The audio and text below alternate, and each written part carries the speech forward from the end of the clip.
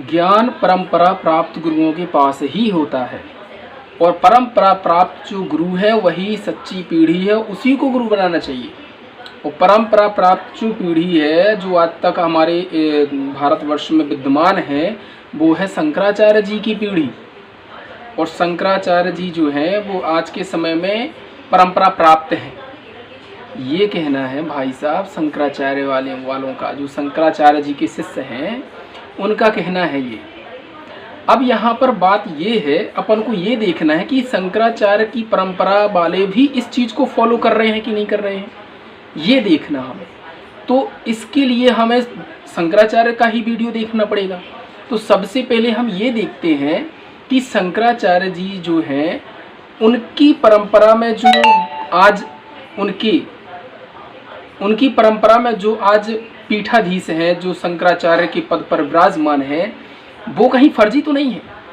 तो चलिए सबसे पहले हम ये देखते हैं कि निश्चलानंद जी महाराज जी का क्या कहना है अभिमुक्तेश्वरानंद महाराज जी के लिए। सबसे पहले ये वीडियो देखिए। शंकराचार्य क्यों कहा गया? आपने कहा कि वो शंकराचार्य नहीं है और ये सार्वजनिक तौर पर आपने कहा था। अच्छा, ये क्यों कहा था आपने? हम थोड़ा चाहते से बताइए। और उन्हें शंकराचार्य क्यों ना माना जाए? आप मान नहीं, मैं तो वो मानूंगा जो आप कहेंगे। उनकी गद्दी किनकी गद्दी है? रूपानंद सरस्वती जी महाराज हमारे गुरुदेव के गुरु भाई थे। हमारे गुरुदेव से उन्होंने विद्या अध्ययन भी किया था। जिनसे मैंने विद्या अध्ययन किया उनसे पूर्व हमसे पूर्व उन्होंने किया।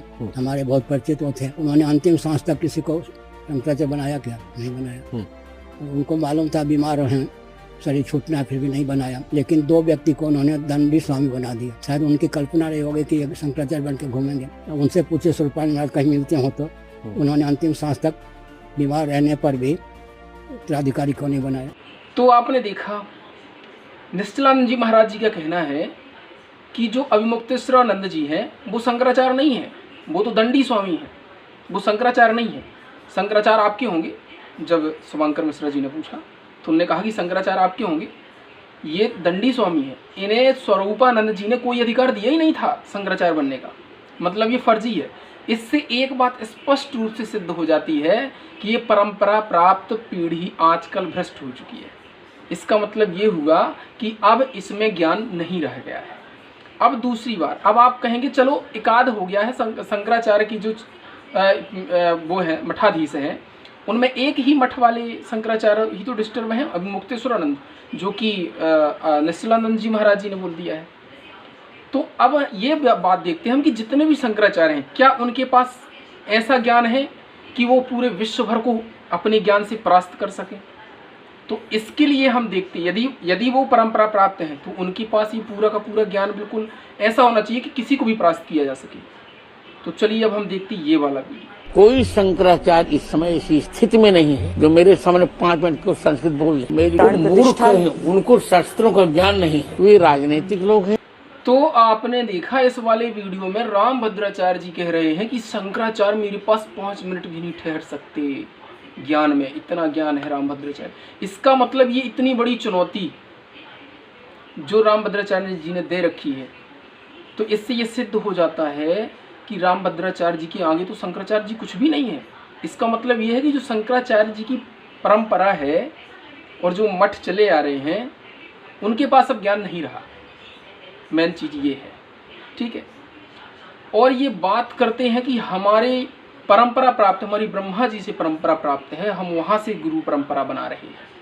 अब सोचिए यहाँ पर ये काम हो रहे हैं और ये तो एक छोटा सा वीडियो है। ऐसे यदि उसके अंदर जाएंगे और इन्वेस्टिगेशंस होंगे तो उसमें पता नहीं कितने लोग ऐसे फर्जी पाए जाएंगे। अब यहाँ पर अपन को ये देखना है कि सच्चा ज्ञान कहाँ है। तो सच्चा ज्ञान तो वही होता है जहाँ पर शास्त्र अनुकूल भक्ति होती है और गुरु के लक्षण 4 बखान, जो कबीर सागर में प्रमाण है कि गुरु के लक्षण 4 बखाना, प्रथम ही वेद शास्त्र को ज्ञाना, पुनि हरि भक्त मनोक्रम बानी, तृतीय शम दृष्टि कर जानी, चौथे वेद विधि सब कर्मा, ये 4 गुरु गुण जानो मर्मा। ये है असली गुरु की पहचान। और आज के समय में ये पहचान सिर्फ संत रामपाल जी महाराज जी के ऊपर फॉलो हो रही है। और वही तत्वदर्शी संत जो सभी धर्मों को एक करने का काम कर रहे हैं। जीव हमारी जाति, मानव धर्म हमारा, हिंदू मुस्लिम सिख ईसाई, धर्म नहीं कोई न्यारा। अभी कुछ मैंने डिबेट्स देखी हैं, वीडियो देखे हैं, तो उनमें ये भी मिलता है कि भाई शंकराचार्य कह रहे हैं कि मनुस्मृति संविधान से भी ऊपर है।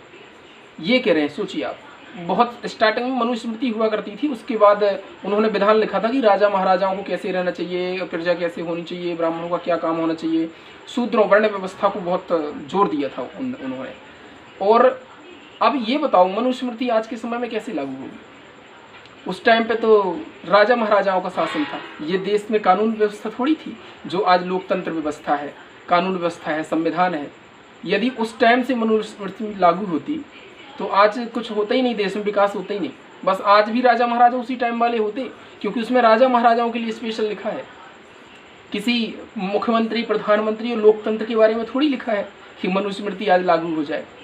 और एक मैंने वीडियो देखा कि एक मैडम थी जो वकील हैं, उन्होंने कह रखा है कि मनुस्मृति संविधान से ऊपर है और संविधान की ये व्यवस्था खत्म होनी चाहिए। मनु महाराज ने नहीं किया, मनु महाराज ने तो 4 वर्ण बताए और मनुस्मृति में जी तो संविधान ने जो समाज को तोड़ा है जी, उसको हमें तुम्हें बताने की जरूरत नहीं है। मतलब उनने संविधान, सोचिए जिस पर वो बोलती हैं, संविधान के ऊपर बोलती हैं, उसी पर कटाक्ष कर रही थी। संविधान के कारण ही आज उन्हें वो नौकरी मिली है। मनुस्मृति चलती तो इन्हें ये जॉब भी ना मिलती, क्योंकि मनुस्मृति महिलाओं के लिए कोई बाहरी कार्य करने की आज़ादी नहीं है, स्वतंत्रता नहीं है। स्पष्ट रूप से लिखा है मनुस्मृति में, आप ये देख सकते हैं। और जबकि इन्हें संविधान ने ये सारे अधिकार दिए हैं आज ये बोल पा रही हैं, लॉयर हैं। मनुस्मृति में तो ऐसी बहुत बेकार चीज़ें लिखी हुई हैं महिलाओं के लिए। ये अलग बात है कि महिलाओं के लिए वो ऐसी बातें लिखी जो आज हमारे संविधान में भी विद्यमान है, अच्छी बातें लिखी हैं, लेकिन अधिकार थोड़ी है मनुस्मृति में महिलाओं को शिक्षा ग्रहण करने का या महिलाओं को बाहर की कार्य करने का। उसमें सीधे लिखा हुआ है कि मनु जी ने लिखा है कि स्त्रियों को किसी भी प्रकार से स्वतंत्र नहीं रहना चाहिए। यदि वो घर पर हैं तो पिता के अंडर में रहें, बाहर हैं यदि मतलब ससुराल में हैं अपने तो पति के अंडर में रहें, और वृद्धावस्था के दौरान अपने पुत्र के अंडर में रहें। उन्हें किसी भी प्रकार का अधिकार नहीं है बाहर के कार्य करने का। बाहर का कार्यभार संभालने का अधिकार सिर्फ और मर्दों को दिया गया है। तो यदि ऐसा होता, मनुस्मृति आज भी लागू होती, तो मैडम आप बोल ना पाती, आप यहाँ लॉयर ना होती, घर पे कामकाज संभाल रही होती। तो ये संविधान की ही देन है जो आज आप यहाँ पर हैं, इस पद पर हैं, और आप संविधान पर ही कटाक्ष कर रही हैं। बोले संविधान समाज को बिगाड़ने का काम कर रहा है, समाज को बांटने का काम कर रहा है संविधान। ऐसी बात करनी चाहिए क्या? तो और मैं यही कहूँगा कि यदि सच्चा ज्ञान यदि कहीं है तो संत रामपाल जी महाराज जी के पास है, और कहीं नहीं। आप उनकी पुस्तकों को पढ़िए और वेद शास्त्रों से मिलाइए, और यदि वेद शास्त्रों से प्रमाणित है तो फिर संत रामपाल जी महाराज जी की शरण में ही आना चाहिए। धन्यवाद।